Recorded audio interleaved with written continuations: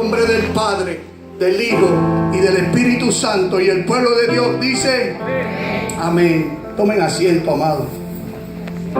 Dios ha sido bueno, ¿verdad que sí? Dios es bueno. Guacho, Dios es bueno. Siempre es bueno. Amado, hoy me han dado la encomienda. Así me reciben de vacaciones. Oye, yo quisiera saber quién fue el autor. Yo lo sé, fue aquel que está allá arriba. Pero para la gloria de Dios, aquí estamos en obediencia, con mucho respeto, con mucha reverencia, con mucho temblor y temor. Anoche, mientras oraba aquí a altas horas de la noche, no sé por qué, le cuento esto, ¿verdad? No acostumbro a contar estas cosas, ¿verdad? Porque son parte de mi intimidad con Dios. Pero la uso de ejemplo porque en un momento dado empiezo a temblar. Y yo decía en mi mente, Señor, pero es que yo no tengo miedo. ¿O será que tengo miedo y no lo quiero aceptar? Pero nunca me había sucedido a temblar. Pero una voz audible me decía, ese es el temor y el temblor que produce mi presencia. Yo no sé si ustedes han vivido esto. Yo sé que muchos sí lo han vivido. Y es algo hermoso. Donde usted está ahí con Papito Dios. Y ese temor, ese temblor lo acapara, ¿verdad que sí? Miren, amados, he querido titular este mensaje o esta reflexión: la obediencia libera poder y hace que el amor de Dios se refleje en nosotros. Y repito de nuevo, la obediencia libera poder y hace que el amor de Dios se refleje en nosotros. El propósito de esta palabra o de este mensaje o reflexión es llevar al creyente a entender que debemos vivir una vida de obediencia, que debemos de vivir una vida conforme a la voluntad de Dios. También para cuando culminemos este mensaje o esta corta reflexión, el creyente debe de anhelar parecerse más a Cristo y de alguna forma amar más a Dios y lo que Jesús hizo en la cruz del Calvario. También aprenderemos, como les contaba a mis amados jóvenes cuando era líderes de ellos, que guardar los principios que están escritos en la Biblia, de alguna manera, tarde que temprano, te guardarán a ti. Y a esto es a lo que yo me refiero, a que tenemos que guardar su palabra. Es la palabra de Él, de Papito Dios, la que nos transforma. Porque muchas personas, y hago aquí un paréntesis, no me estoy alejando del tema, pero ¿cuántos saben la historia de Moisés cuando vio la salsa quemándose? ¿Verdad que ustedes la conocen? No voy a entrar de lleno ahí, pero no sé por qué Dios me dice que hable de esto.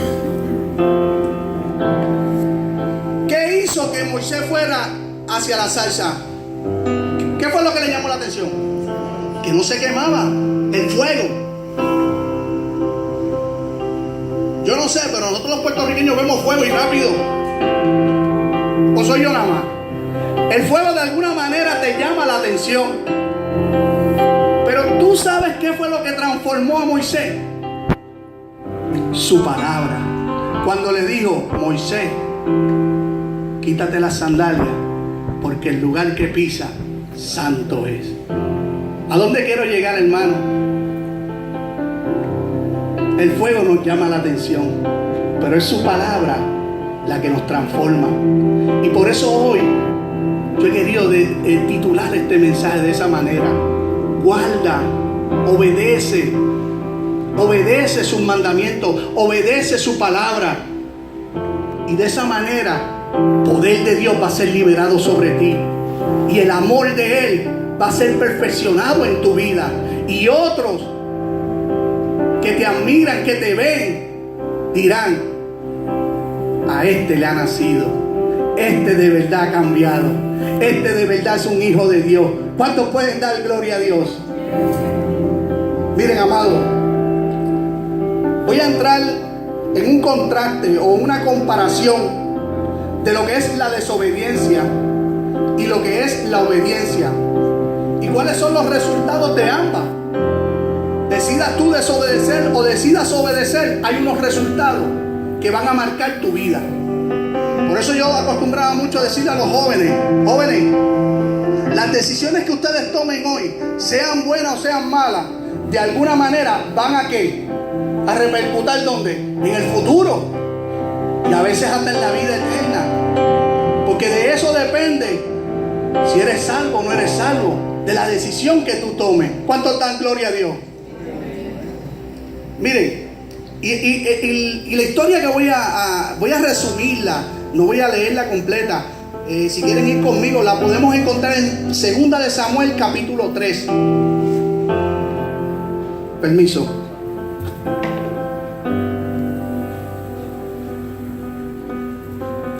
2 de Samuel capítulo 3, pero no voy a leer, voy a resumirlo. Porque yo quiero que ustedes vean el contraste de lo que es la obediencia y la desobediencia. Y quiero empezar con este relato bíblico, donde encontramos en esta historia, en el capítulo 3 de 2 de Samuel, un hombre llamado Joab. Joab era sobrino de David. Joab era uno de los generales de David y más tarde comandante en jefe. En esta versión o en este relato bíblico también encontramos que David fue coronado en Hebrón de Judá. Y quiero que me tengan paciencia y vayan conmigo y presten mucha atención, ya que yo quiero establecer un precedente para poder entender lo que Dios quiere para nosotros en esta mañana. Miren, hermano, Hebrón, esta ciudad, era una ciudad de refugio. Y lo podemos ver en Jueces, capítulo 20, para los que anotan, y más tarde pueden leerlo. Jueces, capítulo 20, donde fueron establecidas unas ciudades especiales por Dios. Para que tengan una idea de qué es una ciudad de refugio, precisamente eso mismo, lo que dice la palabra, un refugio para una persona que había cometido un homicidio no intencional, que pudiera despertar en las amistades de la víctima, o en la familia, o en los parientes, algún tipo de venganza. ¿Ok? Y Dios en Jueces establece o le da al pueblo de Israel unas ciudades establecidas. En total de ellas fueron 6, para que estas personas que cometieran alguna falta, algún homicidio no intencional, pudieran correr hacia esas ciudades y refugiarse. ¿Cuántos están conmigo hasta ahora? No los oigo. Amén. Ok. Y fueron esparcidas por toda la nación de Israel. Quedaban cerca, eran puntos estratégicos, y las mismas las dirigían los levitas. Y las pusieron de esta forma para que ninguna quedara lejos de nadie. O sea, si usted estaba en el pueblo de Cagua y la ciudad de refugio era Humacao, pues tú corrías por Humacao. No podías correr para Mayagüez, Mayagüez está muy lejos. Pues por allá por Mayagüez tenían otra ciudad de refugio. ¿Están conmigo, mi hermano? Quiero explicar esto para que puedan entender. Pero también en esta historia de 2 de Samuel, capítulo 3, encontramos otro personaje. Ya hablamos de Joab, el sobrino de David, que era jefe, comandante en jefe. Ahora le voy a hablar también de Abner. Abner era el primo de Saúl, el rey Saúl. Todos conocemos al rey Saúl, ¿verdad? ¿Están conmigo, hermano?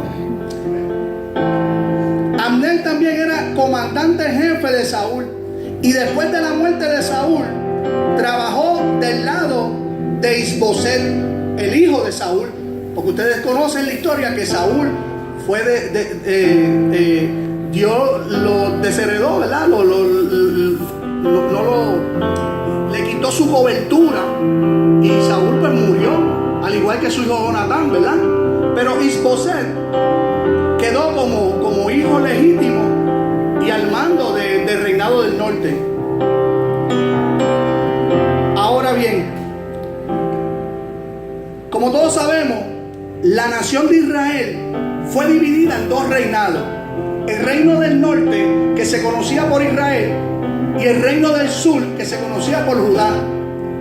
Estos dos reinados estuvieron en controversia por mucho tiempo. Es más, se desató una guerra civil entre ellos. Y cada uno de estos bandos, tanto el del norte como el del sur, estaban liderados por sus comandantes en jefe. Uno era Abner, el primo de Saúl, y uno era Joab, el sobrino de David. Ahora, hay una cosa bien importante, y yo quiero que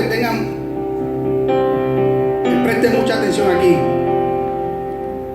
El hermano de Joab se llamaba Asael. Asael era un alto oficial de los 30 guerreros que seleccionó David por los valientes. No sé si ustedes han leído de esa historia, los valientes. David tenía un grupo de valientes que se llamaban los 30. Y entre ese grupo estaba ese hermano de Joab también, Asael. Pero surgió algo entre la rivalidad que había entre Abner y Joab en una lucha de combate, en una guerra que hubo, que Asael fue herido de muerte por Abner, el primo de Saúl. Y de alguna manera, yo digo, y la palabra misma nos da a entender, que fue no intencionalmente, porque Abner en su huida o en su retirada, porque sabía que había perdido esa batalla contra Joab, el sobrino de David, le dice a Asael, apártate de mí, porque no te quiero herir. ¿De qué forma yo le daré cara a tu hermano para decirte que te herí de muerte? Ya yo perdí la batalla, yo me voy, déjame en paz. Pero Asael era un muchacho, podríamos decir, un poco persistente, ¿verdad? Un poquito le dicen las cosas, pero como quiera sigue. Y pues esto le costó la vida. Y quiero que escuchen bien, y hago un paréntesis aquí. La persistencia es una cualidad buena, siempre y cuando la usemos para una buena causa. Pero cuando nuestra persistencia es una persistencia como la de Asael, mi hermano, se convierte, y lo más seguro esto puede sonar un poquito fuerte, ¿verdad?, en una terquedad. Porque Dios nos envía que seamos persistentes en la oración. Eso es algo bueno. Pero en algo que tú sabes que no te conviene, que no es de tu convenio, no te favorece, esa persistencia se convierte en terquedad. Y esto fue lo que le sucedió a Asael. En medio de su persistencia, que se convierte en una terquedad, muere a mano de Abner. Imagínense, hasta ahora la historia está buena. ¿Entienden los nombres? Abner, Joab, Asael. Si no los entienden, van a leerlo en el capítulo 3. Pero esto ya había creado un calor. Le hablé de que había una guerra civil, y al haber esta muerte también, Joab, su hermano, considera esta muerte como una para él vengarse. Crea en él una raíz de amargura, porque Abner mató a mi hermano. Crea un sentido de venganza, esa raíz de amargura que a veces, mi hermano, no te deja pensar como debes de pensar. Y esto es una enseñanza, mi hermano. Estamos haciendo un contraste, una comparación.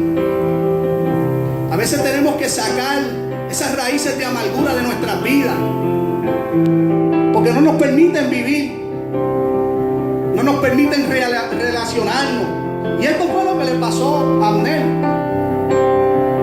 Por mucho tiempo mantuvo esa raíz de amargura hacia Abner.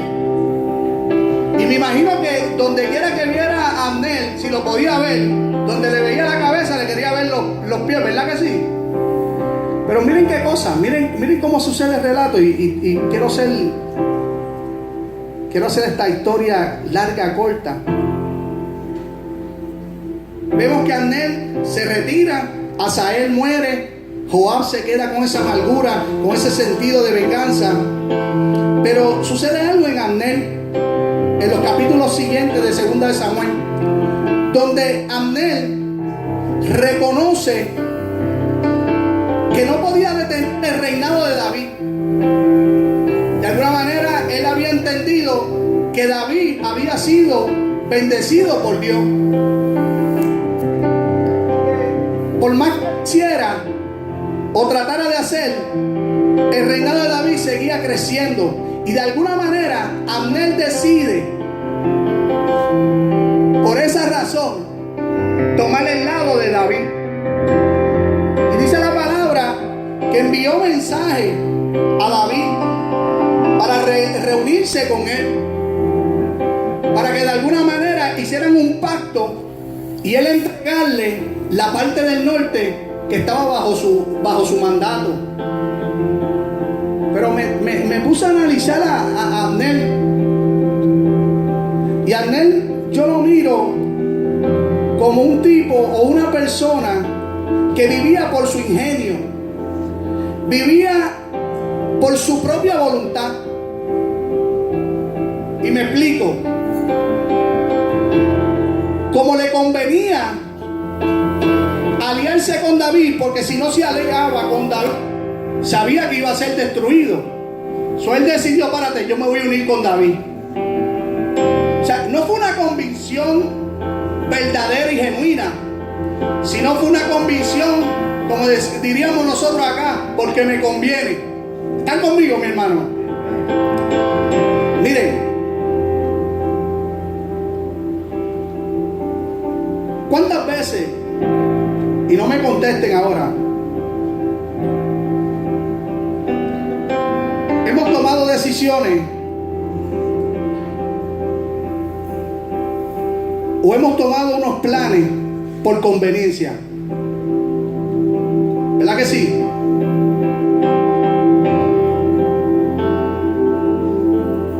Y le hago esta pregunta porque en muchas ocasiones, y siento el respaldo de Papito Dios en decirle estas palabras, nuestros planes no son los mismos planes de Dios. No sé si me escucharon, Robert, por acá, voy por acá. Nuestros planes no son los mismos de Dios. Hasta donde yo sé, la palabra de Dios dice que los planes de Dios son ¿qué? Mayores y mejores. Es más, en la palabra hacen una diferencia para que ustedes conozcan el plan de Dios. Dicen que el cielo está más arriba de ¿qué?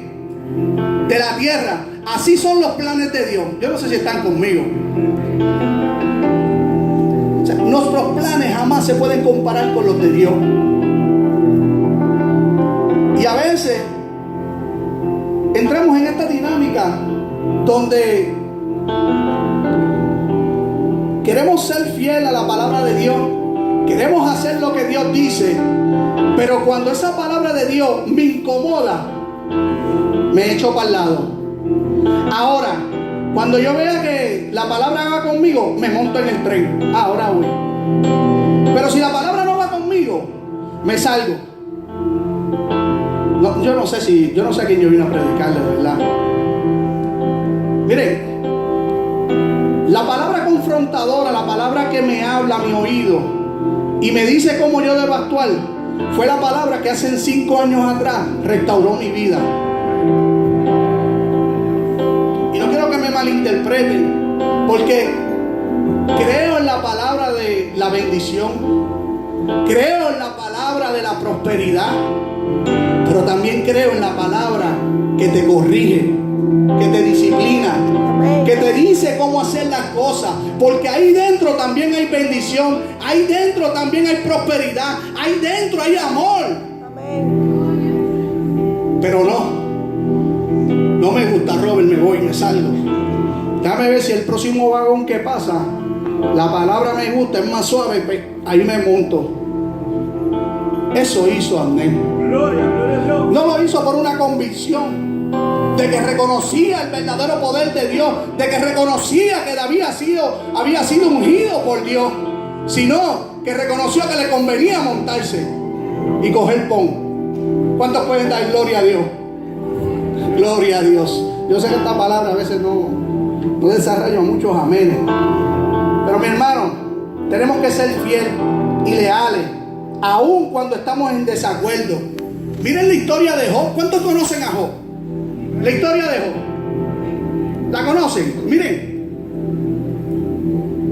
Él no tenía nada a su favor. Todo se veía en contra de él.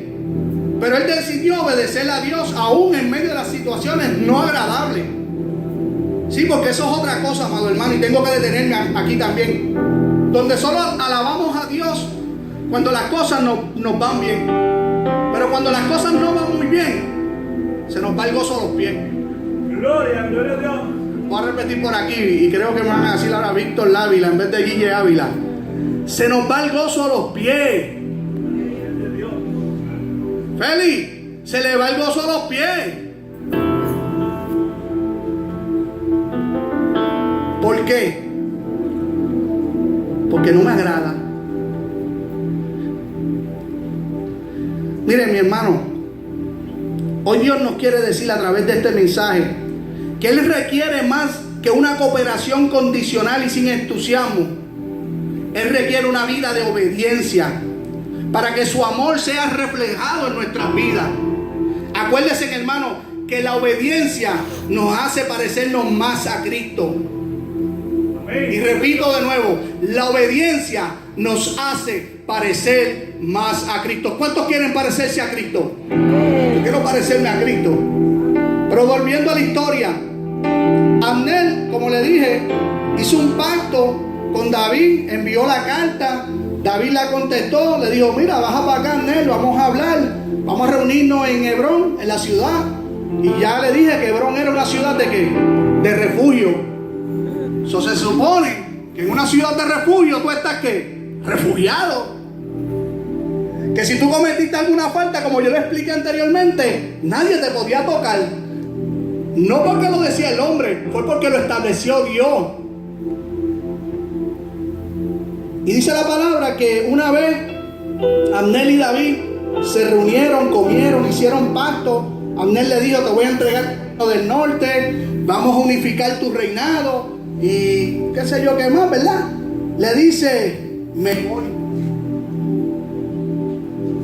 Pero llegó noticia a Joab de que Abner se encontraba en la ciudad. Y Joab y de ahí donde David, donde el rey, y reclamarle. Miren que reclamarle al rey. Dios, era bravo de verdad, ¿viste? Se paró delante de David y le dice: ¿qué hiciste tú? Haciendo relaciones y pactos con un traidor, con una persona que te va a engañar, con una persona que lo más seguro lo que quiere es tumbar tu cabeza para quedarse con tu reinado. Miren, mi hermano, yo le voy a decir la verdad. Joab no estaba preocupado nada por si que Abner lo iba a engañar o no a David. Joab, de verdad, ¿tú sabes lo que tenía? Una venganza en su cuerpo, un sentido de venganza en su corazón por la muerte de su hermano. Y él lo que quería asegurar su puesto, porque él sabía que si David hacía pacto con Abner, de alguna manera, también su posición como comandante en jefe podía estar peligrando. Y él dijo: párate, déjame decirle a David que este hombre vino a engañarlo, que si este no, en realidad su corazón, lo que él sentía era venganza. A él no le importaba nada si David perdía su reinado o no. Y miren lo que hace Joab: desobedece las órdenes del rey y salió en busca de Abner y le dio muerte. Y vemos aquí una vez más que cuando no estamos de acuerdo con los planes hechos por la autoridad de la casa, y ahora me refiero a la casa nuestra, decidimos tomar nuestros propios planes y comenzamos a obrar en desobediencia. Mi hermano, aquí hay un pastor, hay un ángel de la casa, hay una autoridad establecida por Dios. Nuestro compromiso principal es con Dios, no con el hombre. Pero la palabra dice que hay que honrar Y hay que obedecer las autoridades establecidas por Él. A veces cuando no estamos de acuerdo con la autoridad de la casa, cuando no estamos de acuerdo con la visión que Él ha establecido, desobedecemos. Y quiero aclarar, yo puedo estar en desacuerdo. Yo puedo decirle a la pastora Soki, discúlpame, pero no estoy de acuerdo contigo. Podemos tener una diferencia, pero eso no significa que si ella es la autoridad, yo voy a desobedecerla. Ahí es cuando se ve el verdadero cuando tú te sujetas de verdad a la autoridad, que cuando aún tú no estando en acuerdo con la autoridad,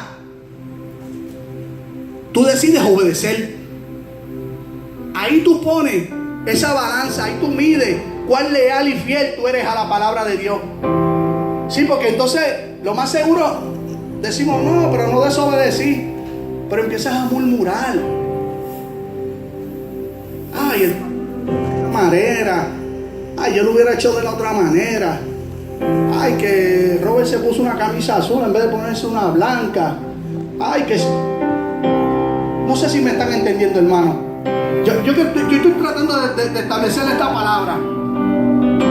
Pero tenemos que empezar a obedecer la palabra. Tenemos que empezar a obedecer las autoridades, mi hermano. Mire, mi hermano, lo que hizo Joab en asesinar a Abner en la ciudad de Hebrón fue una falta de respeto a Dios.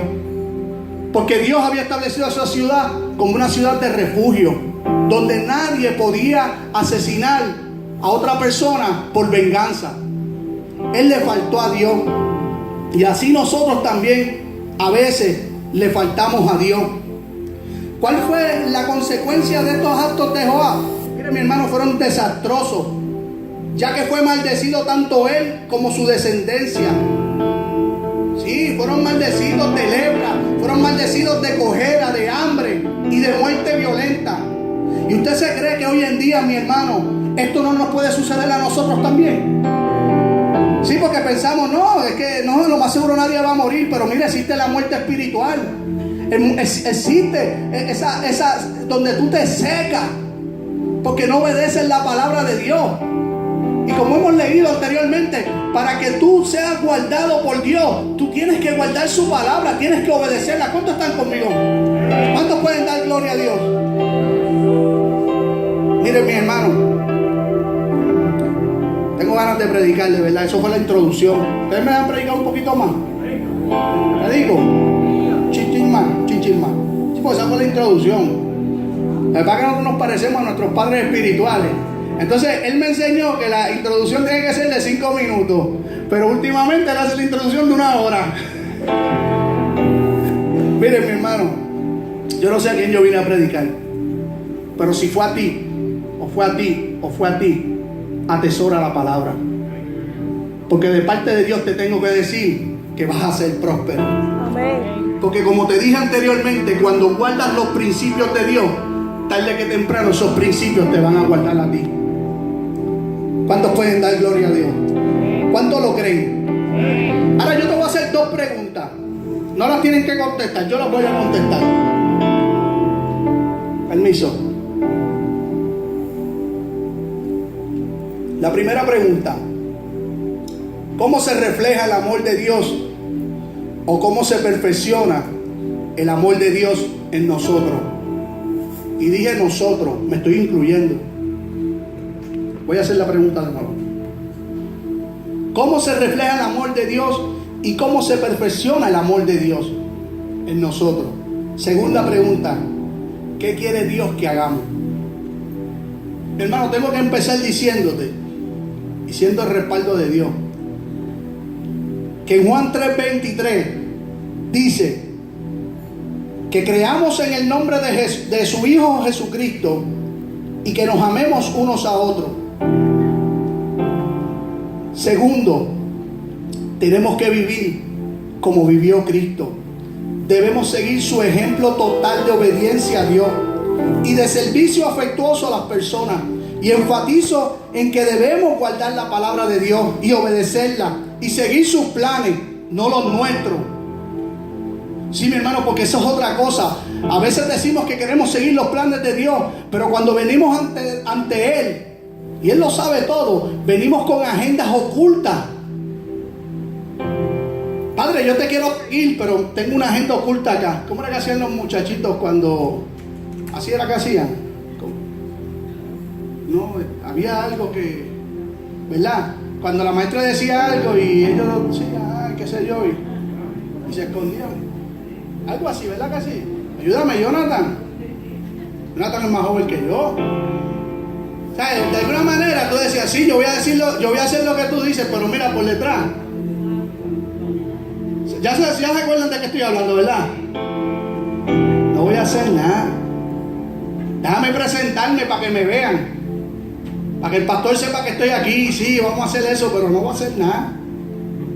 No podemos venir a Dios con agendas ocultas. Dios no puede ser burlado, amado. Mi hermano, estoy diciendo que Dios no puede ser burlado, y eso lo dice la palabra. Mira, desde los tiempos de Jesús, a la gente les resultaba difícil entender el evangelio de Jesús. Es más, se le hacía difícil entender que Él era el Mesías. Desde los tiempos de Jesús. Y si vemos desde el Pentecostés, y me corrige Benito, que Benito sabe más de número y de tiempo. Desde los tiempos de Pentecostés se está predicando las buenas nuevas alrededor del mundo. ¿Verdad que sí? Y todavía aún se nos hace difícil entender la palabra de Dios y obedecerla. Dije que no iban a haber muchos a mí. Pero ustedes saben qué. Ustedes saben por qué es de esta manera. Porque Jesús guarda su revelación más profunda para esas personas que lo aman de verdad y están comprometidos en obedecerlo. ¿Cuántos pueden dar gloria a Dios? Son esas personas las que se benefician de entender las nuevas buenas, de entender lo que significa el evangelio de Jesús, de entender lo que significó la cruz del Calvario, de entender por qué Él tuvo que venir aquí y morir por ti y por mí. Son esas personas que tienen ese anhelo, esa hambre de amarlo, de obedecerlo. A esas personas, tú, yo, se nos fue revelado lo que es el evangelio, que para otras personas es locura, pero como decía Pablo, que toleren mi locura, ¿verdad que sí? ¿Cuántos pueden dar gloria a Dios? Mira, lo dice aquí en Apocalipsis 3:20. Vamos a leer el Apocalipsis 3:20 rapidito. Vamos a buscarlo rapidito. Mira lo que dice Apocalipsis 3:20. He aquí, yo estoy a la puerta